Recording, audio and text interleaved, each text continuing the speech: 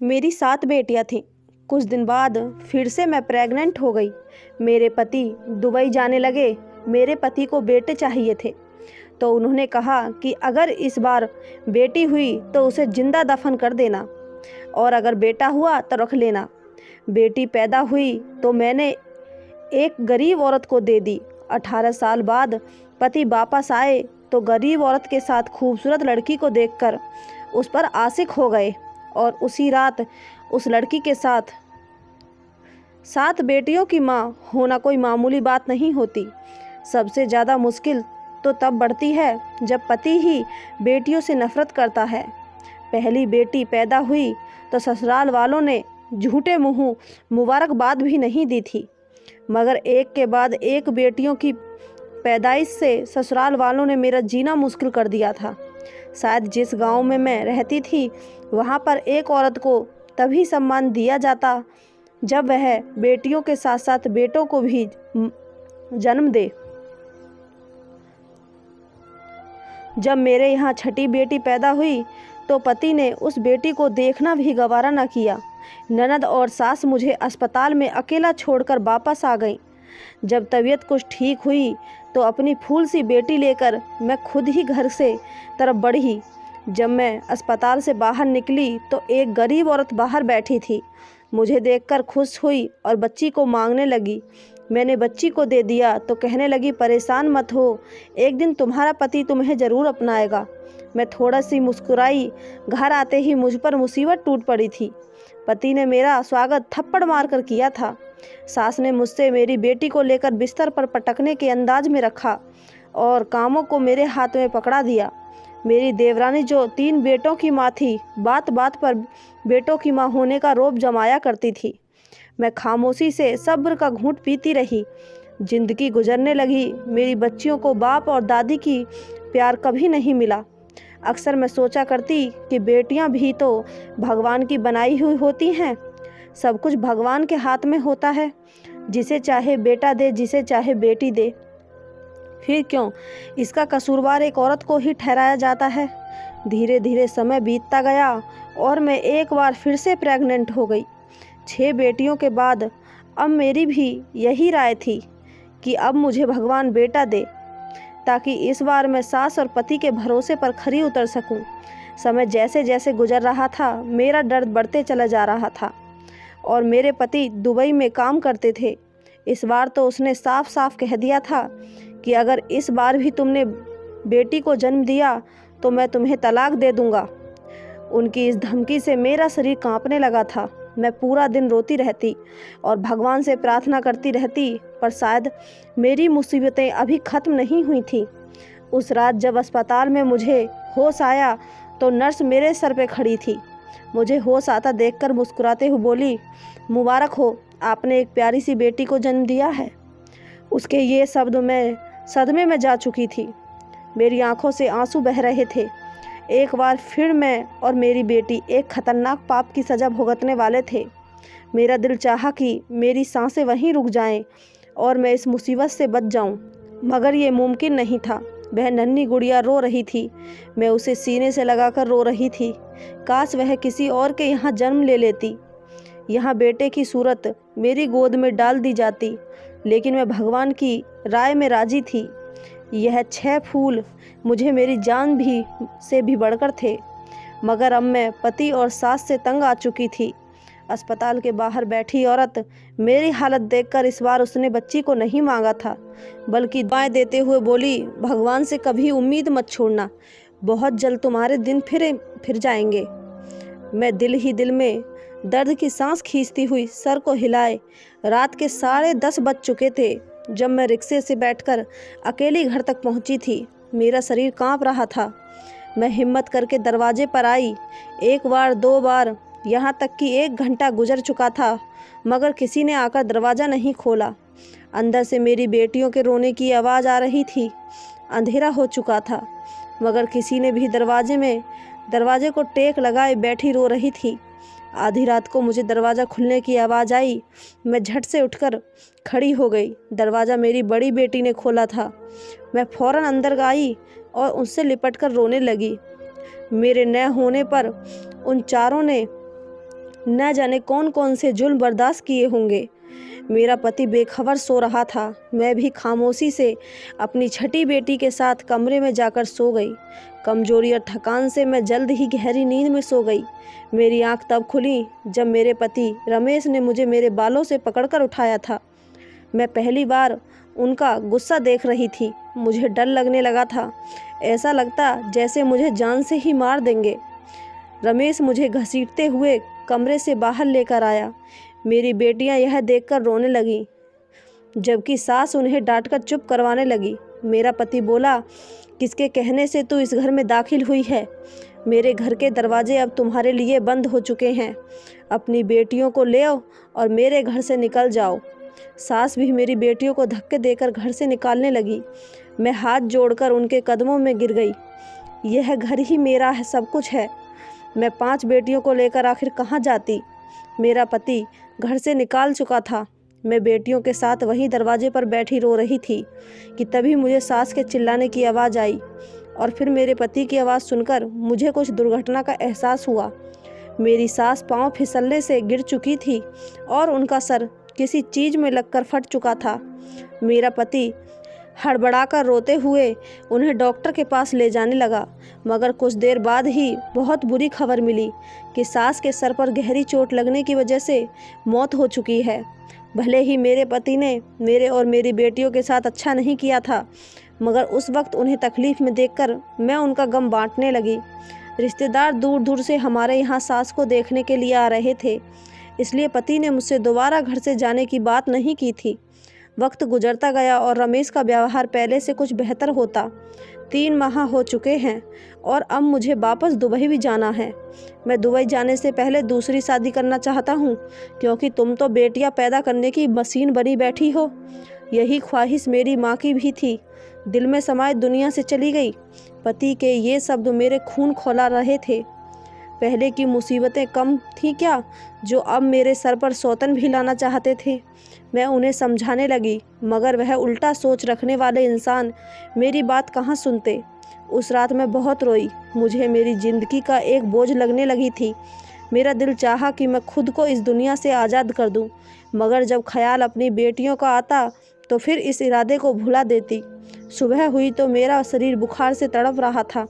पहले तो पति ने ध्यान नहीं दिया, मगर जब मेरी तबीयत ज़्यादा बिगड़ने लगी तो मुझे डॉक्टर के पास ले गया। मुझे हैरानी तब हुई जब डॉक्टर ने कहा कि आप माँ बनने वाली हैं। उसके ये शब्द मुझे कोई खुशी नहीं दे रहे थे, बल्कि उल्टा मेरी मुसीबतें बढ़ा रहे थे। मेरे पति को आज रात वापस दुबई जाना था। जब उसने ये खबर सुनी तो खामोशी से मुझे घर ले आया। घर लाकर तेज आवाज़ से कहने लगा, अगर इस बार तुमने बेटा जन्म नहीं दिया तो ठीक, वरना अगर बेटी हुई तो मार देना या फिर जिंदा दफन कर देना, मगर इस घर में मत लाना। अगर मेरी बात के खिलाफ हुई तो तुम्हारी 6 बेटियों को ऐसी जगह भिजवा दूंगा जहां से तुम दोबारा कभी उनसे मिल नहीं पाओगी। पति की शर्त सुनकर मैं दंग रह गई। राजेश दुबई चला गया था और मैं इसका शिकार हो चुकी थी। जैसे जैसे वक्त करीब आ रहा था, मेरा दिल धड़कता जा रहा था। मैं हर समय यही प्रार्थना करती कि इस बार मुझे बेटा मिल जाए। मेरे घर में एक और बेटी आने का मतलब था बाकी की 6 बेटियों से भी हाथ धो बैठना। मैं नन्ही सी जान को किसी भी तरह मौत के घाट नहीं उतार सकती थी। समय पूरा हुआ और मैं भगवान से प्रार्थना करती अस्पताल में चली आई। मुझे इस बार बेटा ही चाहिए था, मगर शायद भगवान को कुछ और ही मंजूर था। एक बार फिर मैंने बेटी को जन्म दिया था। पति का बार बार आता फ़ोन मैं काट दे रही थी। उसे क्या बताती कि क्या आप 7वीं बेटी के बाप बन चुके हो। मेरे लिए यह बिल्कुल भी आसान नहीं था, मगर अब मैं दिल पर पत्थर रखकर फैसला कर चुकी थी। मैं इस बेटी को अपने साथ नहीं लेकर जाऊंगी। मैं इस मासूम बच्ची को मारने का सोच भी नहीं सकती थी और ना ही उसे जिंदा दफन कर सकती थी। मुझे कोई बीच का रास्ता निकालना था और ये काम शायद मेरे लिए दुनिया का सबसे मुश्किल काम था।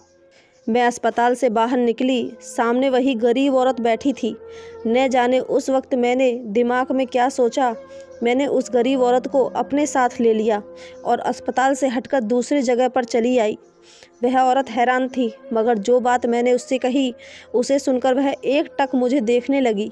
कुछ देर खामोश रहने के बाद उसने हाँ में सर हिलाया और मेरी बेटी को मेरी गोद से उठा लिया। मेरा दिल उस वक्त टुकड़ों में बट गया था। एक माँ के लिए अपने बच्चे को खुद से जुदा करना बिल्कुल आसान नहीं होता। मैं दिल पर पत्थर रखकर घर की तरफ वापस आ गई। घर पहुँचते ही रमेश का फ़ोन आया। शायद वह मेरे जवाब का इंतज़ार कर रहा था। मैंने डरते हुए उसे बताया कि मैंने एक बेटी को जन्म दिया है। रमेश उसके जवाब में कुछ न बोला और कुछ देर बाद वह कॉल काट चुका था।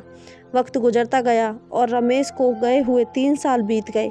इस दौरान वह एक बार भी वापस श्रीनगर नहीं आए थे और ना ही मुझसे कभी बात करने की कोशिश की थी।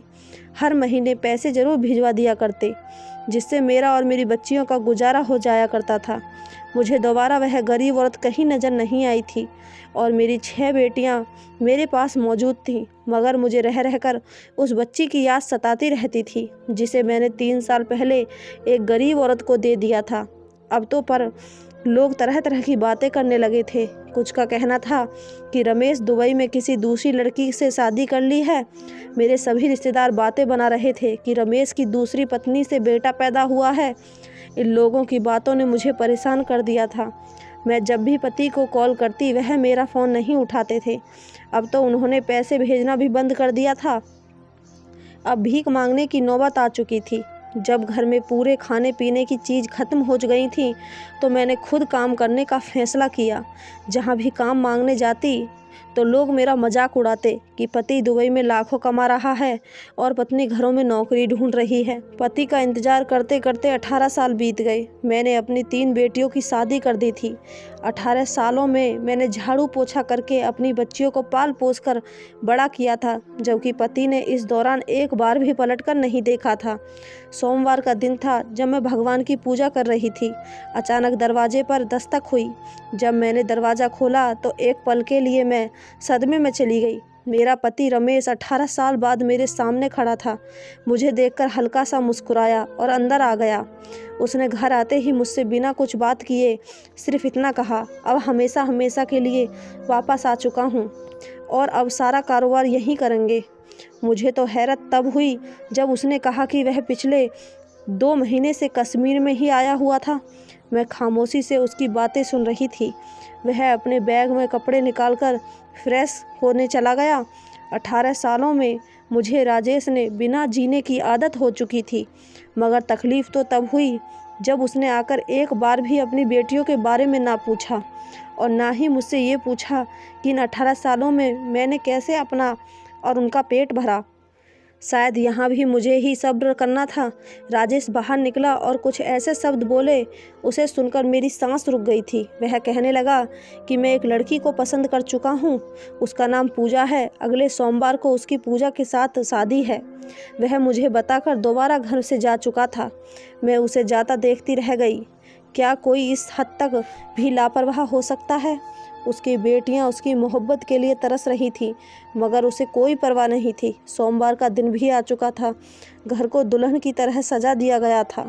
मेरी बेटियां खामोशी से एक कमरे में छुपकर बैठ गई थीं। उन्हें इस शादी से कोई दिलचस्पी नहीं थी। राजेश बहुत खुश था। मुझे बताने लगा कि पूजा अपनी माँ के साथ यहीं आ रही है, यहीं पर उसका विवाह होगा और फिर अगले ही हफ्ते में पूजा के साथ वापस दुबई चला जाऊंगा। मेरा सब्र का घूंट खत्म हो चुका था, लेकिन मेरा चुप ही रहना मेरा बेहतरीन जवाब था। मैं खामोशी से इस महफिल से दूर जाकर अपनी हमेशा के कामों में लग गई। मैं बहुत मुश्किल से अपने आंसू रोक रही थी। दोनों माँ बेटी हमारे घर आ चुकी थी। विवाह शुरू होने में कुछ ही देर बाकी थी जब राजेश ने मुझे ठंडा पानी लाने को कहा। मैं खामोशी से सर झुकाकर जब उसके कमरे में गई तो वह लड़की सामने बैठी थी जिससे राजेश का विवाह होने वाला था। उसे देखकर मेरे पैरों तले से ज़मीन निकल गई थी। उस लड़की की उम्र 17-18 साल थी, जो अपने नज़रों से बार बार मुझे देख रही थी, जबकि वहीं दूसरी तरफ मेरा पति उस लड़की की माँ को पैसे पकड़ाता हुआ ना जाने क्या क्या बातें कर रहा था। पैसों की भीड़ में आज एक औरत को मासूम लड़की का चेहरा नहीं दिख रहा था। तभी राजेश की कॉल आई और वह खामोशी से कमरे से निकल गया। मैंने जब उस लड़की की माँ को देखा तो मुझे लगा कि मैं इन्हीं पलों में कहीं देख चुकी हूँ, मगर कहाँ, यह याद नहीं आ रहा था। वह औरत भी बार बार मुझे ही घूर रही थी। मैं जल्दी से कमरे से निकल आई और अपना दिमाग पर जोर देने लगी। पंडित आ चुके थे। तभी मेरे दिमाग में ख्याल आया और मेरे होश उड़ गए। ये कैसी मुसीबतें टूटने वाली थीं। मेरा शरीर सुन्न होने लगा था। तब मैं बाहर निकली और जाकर पूजा की माँ को पकड़कर अपने सामने किया और मैं उसे देखकर बोली कि तुम वही औरत हो ना जिसे मैंने अपनी बेटी को दे दिया था। मेरी बात सुनकर वह हक्की बक्की रह गई थी और बोली, हाँ मैं वही हूँ, मगर तुम कौन हो? राजेश सांवलिया नज़रों से हमें देख रहा था।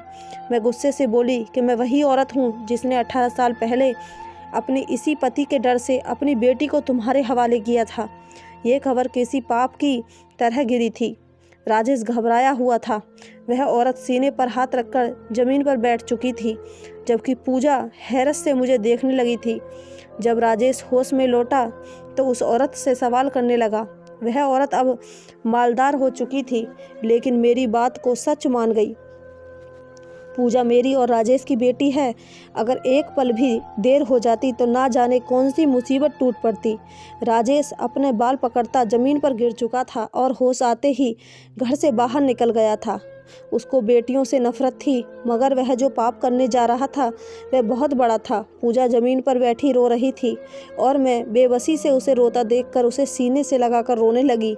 राजेश को घर से गए काफ़ी देर हो चुकी थी। 2 दिन गुजर चुके थे और फिर दरवाजे पर एम्बुलेंस आई, जिससे राजेश को उतारकर घर लाया गया। उसका 2 दिन पहले एक्सीडेंट हुआ था। उसकी एक टांग टूट चुकी थी। उसकी जुबान दांतों में आकर कट चुकी थी।